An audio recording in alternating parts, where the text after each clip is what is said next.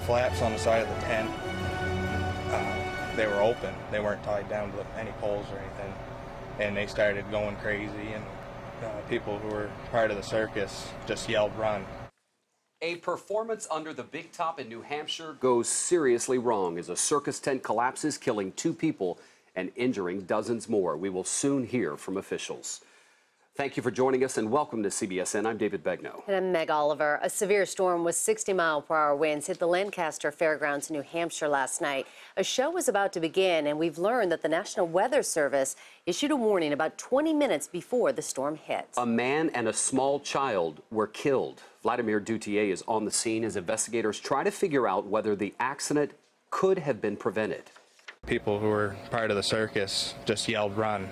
Brandon Isham was one of the roughly 100 spectators under the red and yellow circus tent when it collapsed Monday evening.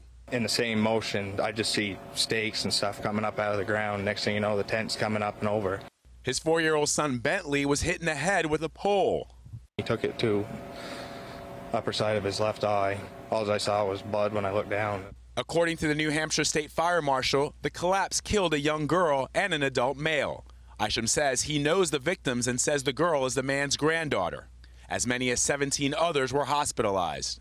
We had a number that were transported by ambulance, but there was also a number that were driven there in their own personal vehicles. Dozens of emergency crews from surrounding towns rushed to the scene. Lancaster Dispatch, Wakefield, Groveton, Jefferson respond mutually to Lancaster Fairgrounds circus tent collapse. Pretty unfortunate, and another storm is coming this way. The National Weather Service issued a severe thunderstorm warning about 20 minutes before the storm hit. 60-mile-per-hour winds, hail, and strong lightning were reported. The show's host, Florida-based Walker International Events, has nearly 50 more performances scheduled in the Northeast this summer.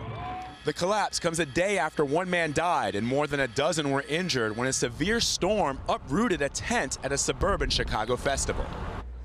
And Vlad joins us now from the Lancaster Fairgrounds. Vlad, I know it was a little foggy earlier. It still looks like it's foggy. What can you show us from the scene right now?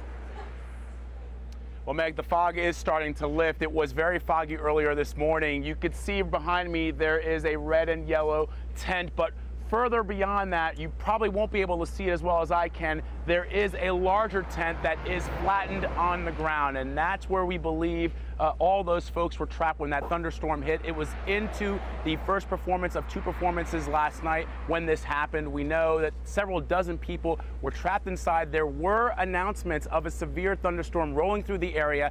That thunderstorm hit at about 5:30 p.m. Dozens of folks trapped inside, 27, at least 100 people injured, 27 taken to area hospitals, and unfortunately 2 that have died. We are still awaiting for details on who those victims are. Officials have not yet released the names of those victims. We know that there is a press conference at 10 a.m. Eastern. Hopefully we'll get some more answers into exactly what happened here. Meg? Vlad, how well was this tent buttoned down, if you will? Yeah, it's not very clear, David. I mean, we can see right now that the tents appear to be the one that is up appears to be very secure, but these thunderstorms were coming in at 60 miles an hour, so it's not clear if even the securements that they had within the tents would have been able to withstand that immense pressure. That's one of the answers we're hoping to get at this press conference at 10 o'clock. We know again that this sort of happened unexpectedly, even though there was a thunderstorm warning. It only happened about 20 minutes or so before the actual event took place, and that happened at about 5:30, David. Vlad, thank you.